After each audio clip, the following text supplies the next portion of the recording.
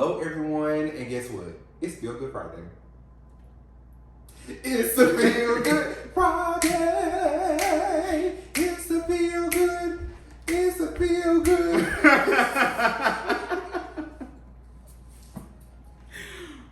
Friday. That's it right there. I hope you're having a fabulous Friday, keeping, guess what, a smile on your face. And yes, we do once again have a special guest. And yes, we are at his apartment, so Greenwald it is. My best friend, all the way from, he's gonna take you there. Mr. Derek Bridgeforth. Thank you. Yes, my name is Derek Bridgeforth. I am originally from Memphis, Tennessee, 27 years old. Moved to Nashville in 2017. I am a graduate of Mississippi State University, Hill State, and I am currently an HR rep at Dollar General's headquarters here in Nashville, Tennessee. Come on, headquarters. And you get an age. Come on now. So, this week we're going to talk about, mental health, and we're going to talk about everything about it. Derek is going to tell his story. Tell his story. And so, the floor is his. All right, so just a disclaimer, I am not a mental health professional by any means. No credentials below my name, behind my name, regarding mental health. Not something I went to school for, simply an advocate for it due to my personal experience and those around me. So all that I share today is just exclusively me, and I hope that it is beneficial to you and yours. Hello, everyone. So as I stated before, I am a huge advocate for mental health. Mental health is the well-being of one's mind. As we know, we go to the gym for our physical health, we go to church for our spiritual health, and we go to school for an aspect of mental health, our professional health as well. So I don't feel that the mind and even learning the why we are wired the way that we are and why we do what we do is something that we should overlook. It is part of the human experience, and for those that value enhancing and maximizing our total selves, that is a part of it. So I know that mental health is something that is taboo for a lot of people. Especially Black people. Yeah, a lot of African Americans in particular, even the thought of therapy and things of this sort is typically shunned, or there's shame surrounding it, where it might even be assumed that one is being dramatic or a circumstance is not that bad. But what I've learned from personal experience, you don't actually have to get to rock bottom before you reach out for help. Things don't have to be in the worst state possible before you reach out for help. Your finances don't have to be in the tank. You don't have to be on life support to exercise and even better your diet and things of that sort. You don't have to be questioning your faith to decide you want to, grow closer to the Lord and things of that. So when it comes to mental health, this is my my firstborn son making a cameo. You see him here first. He's advocating for mental health too. Right. So when it comes to things such as mental health, I definitely think that is what. This is the uncut version. Definitely something that deserves our time and attention. So diving a little bit into my story, I was not one who reached out for help or even got help or even just decided to entertain the thought of therapy until things actually got really bad. Throughout the year 2019, I was crazy depressed, crippling depression, weight loss, lack of sleep, loss of appetite, just losing my vigor for life. And it wasn't until one particular day that was really dark for me that I decided to reach out for assistance. I came into work late one day and I had this heart-to-heart with my manager where she directed me to my company's EAP. And EAP stands for Employee Assistance Program. In medium to large companies and sometimes small ones, there's just an internal something that they have set up for the benefit of its employees, totally free and at your leisure to reach out. Wow, definitely use that. Yeah, so if you haven't already or you're unaware about it, it's definitely worth to mention in your next meeting, just to touch base and see what things are already set up in place for you at your current employer. So I'm really thankful for that. But when reaching out for assistance through that program, I was connected to my therapist that I have today, and we've been going strong since the beginning of January. So yeah, the relationship is going strong. So I'm really proud to say that. But some of the things that I've learned while, going through therapy and starting that journey for myself, is kind of understanding why I do the things that I do, the experiences that happen in childhood or even like adult life, like just learning like verbiage to some of the things that occur. I know that for a lot of us, even for myself, when starting therapy, it was just kind of like this open-ended thing where I'm sitting there, I'm like, okay, well, where do we start? What do I say? Where do we go from here? And your therapist is there, my therapist is there to coach me through those things.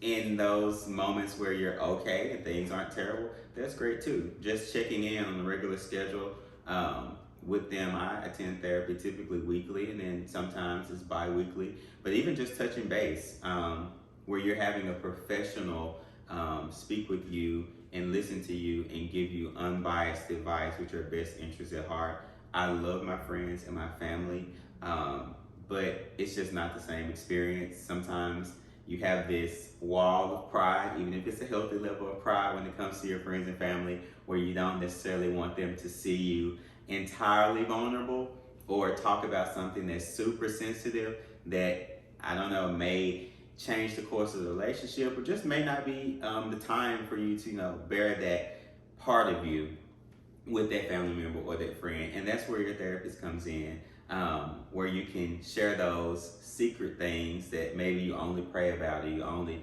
think about in private or whatever. And that therapist is there to provide a safe space for you. And even reaching out and looking for a therapist is really important, to find a therapist that specializes in what you need. No matter what the avenue is, on their site where you're looking at their bio and what they specialize in, make sure that what essentially, just like you're going in for a job interview, you're interviewing them and they're interviewing you, make sure that what they offer is aligned with what you're seeking, because it's great as therapy is and how fantastic it is to have a therapist that resonates with you and is actually helpful. There are some times you'll reach out to a therapist and start therapy and it not be something that you actually like, or they really weren't that helpful, or it may have been a dead end. Don't let that discourage you. I've actually had 2 therapists. The first one did nothing wrong per se. I just felt within myself that I needed to shift, and then I was in a new chapter of my life. So once I decided to turn that page and walk back into that, walk down that road, I just found a different therapist, and it's been peaches and cream since. What is your advice to someone, especially Black people, to take that initiative? So, yes, you said that you had a horrible event to kind of initiate your willingness to want to see a therapist, but everybody may not be in situations, but everybody truly needs therapy in some form or fashion. So to at least see a therapist, what would be some advice you would give to someone that probably needs to see someone but is a little reserved about it and has that taboo against I was really told and taught not to do this?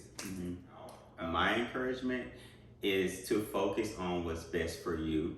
What I've learned is oftentimes when anyone's even offering an opinion, whether it be something that's proactive or not, it's oftentimes something that they're projecting on you, especially if it's something negative. If someone hasn't actually benefited from therapy or hasn't even gone down that road, being realistic, what advice can they actually offer you as it relates to that?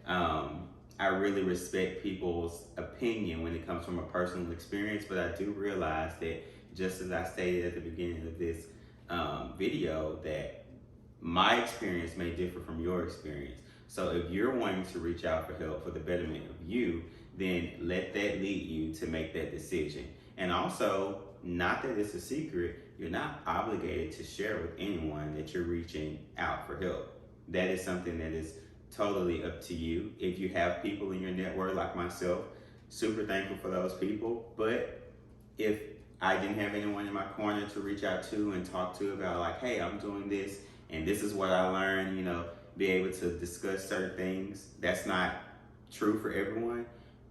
Don't let that discourage you if your situation isn't ideal.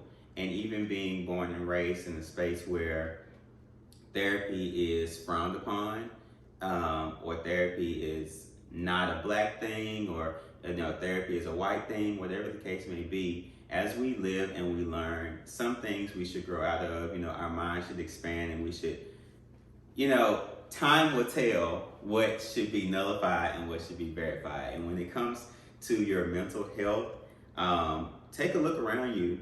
Look at your network. Look at the people that you reach out to advice. Look around at the people that you spend your time with, those that you admire. And if their lives, which is a living example of who they are, if that is not something that inspires you, it's important to reevaluate your circle.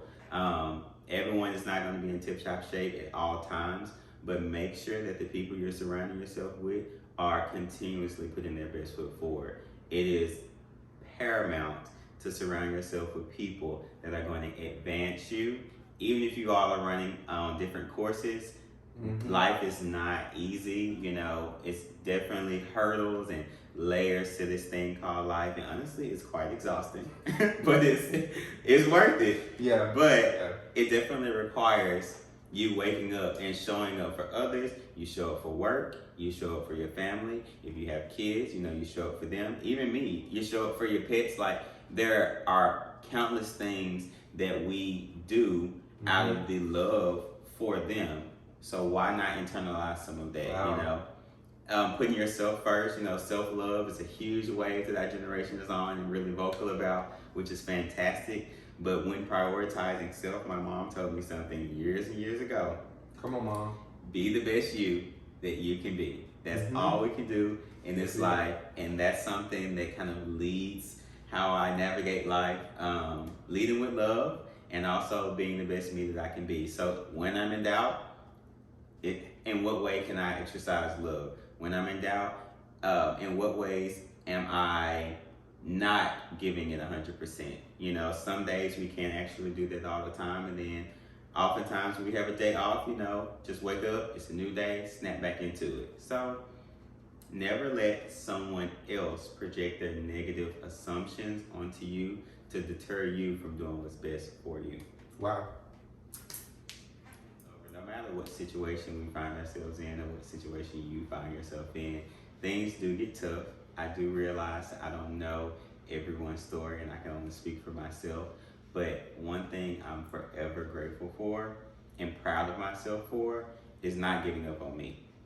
Realizing that if I was stripped of all of the friends and family and all these wonderful people that I'm surrounded by, then it's just me.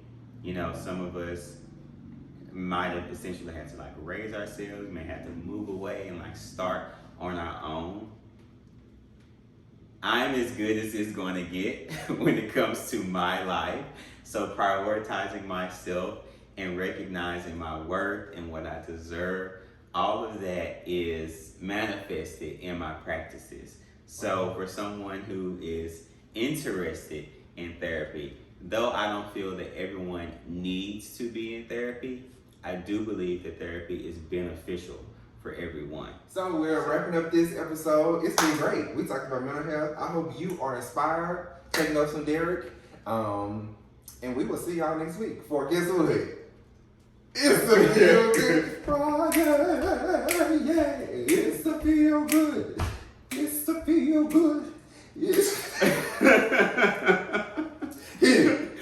Friday.